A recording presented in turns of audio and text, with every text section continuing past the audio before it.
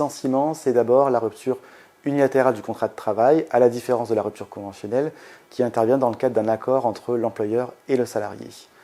C'est une rupture du contrat de travail qui, en général, intervient à l'initiative de l'employeur, mais ça peut tout à fait intervenir dans des cas beaucoup plus rares à l'initiative du salarié. Alors, si elle intervient à l'initiative de l'employeur, eh bien, soit le motif envisagé est un motif économique, soit le motif envisagé est un motif personnel.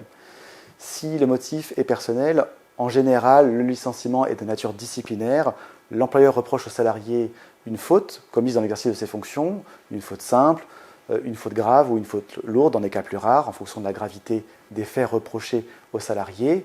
Et en dehors du licenciement disciplinaire, il peut tout à fait y avoir un autre motif d'envisager, notamment l'insuffisance professionnelle ou encore l'inaptitude. Le salarié a été longtemps en arrêt de travail, il reprend le travail, mais le médecin du travail le considère comme étant inapte à la reprise de son contrat de travail, auquel cas le contrat de travail du salarié est rompu par l'employeur pour ce motif. Dans les cas plus rares, c'est le salarié qui prend l'initiative de rompre son contrat de travail, mais au tort de l'employeur. C'est en ce sens que ça diffère d'une démission, puisque le salarié va reprocher à son employeur des torts qui sont si graves qu'ils remettent en question en réalité l'exécution même du contrat de travail, les conditions essentielles du contrat. Quel est l'intérêt de faire cette procédure? Eh bien, tout simplement de percevoir à la fois les indemnités de son employeur dont le salarié aurait été privé s'il avait démissionné, mais également de percevoir le chômage. Alors attention, c'est une procédure très audacieuse, il ne faut pas faire n'importe quoi, et auquel cas, ce qui est absolument essentiel, c'est d'être accompagné d'un avocat en amont, avant même la rupture du contrat de travail. Le salarié va devoir ensuite très rapidement engager une procédure prud'homale.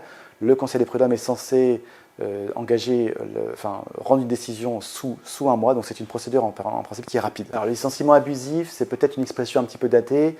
Aujourd'hui, on parlerait surtout de licenciement injustifié, c'est lorsque les motifs de rupture du contrat de travail qui sont invoqués par l'employeur sont infondés. 3 cas possibles, le Conseil des prud'hommes peut tout à fait disqualifier par exemple la faute qui a été retenue par l'employeur de la faute grave, par exemple. Il peut considérer que c'est une faute simple, il disqualifie la faute, c'est-à-dire qu'il considère que le licenciement est tout de même justifié. En revanche, les indemnités dont le salarié a été privé lui sont tout de même allouées. On parle des indemnités légales.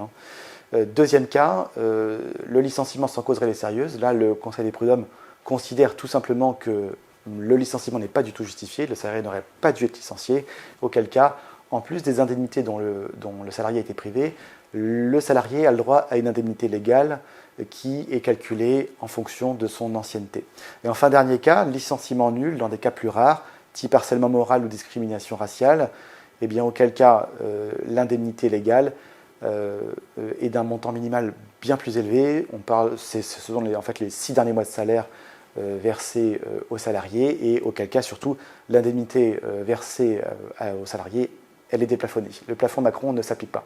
Les preuves à apporter si le licenciement est injustifié, eh bien, grosso modo, ce sont tout ce qui concerne de près ou de loin le licenciement dont le salarié a fait l'objet. Tous les modes de preuve globalement sont admis, donc on pense aux attestations de témoins, mais la difficulté auquel le salarié sera confronté, c'est que les salariés en poste sont souvent ceux qui peuvent témoigner, et ils auront des difficultés à pouvoir témoigner parce que tout simplement ils auront peur de perdre leur travail.